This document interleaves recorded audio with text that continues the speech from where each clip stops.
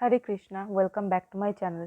তো আজকে 25 ডিসেম্বর আর আমি চলে এসেছি দাদার পিকনিকে। এসেই দেখলাম যে ক্রিকেট খেলা শুরু হয়ে গেছে।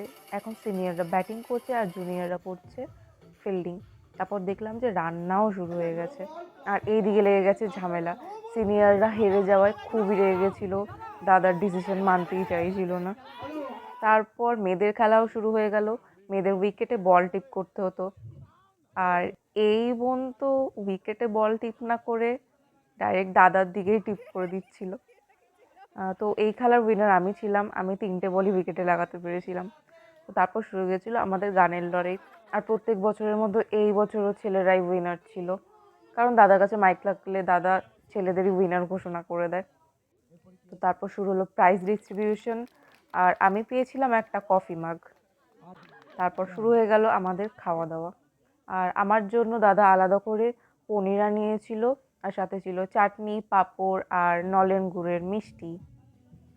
তো সবাই এখানে খাওয়া দাওয়া করছিল। আর আমি বেরিয়ে গেছিলাম বাড়ির দিকে, কারণ আমাকে বাড়ি এসে আবার অফিসও জয়েন করতে হতো। তো আজকের ভিডিওটা এতটাই, দেখা হচ্ছে নেক্সট ভিডিওতে।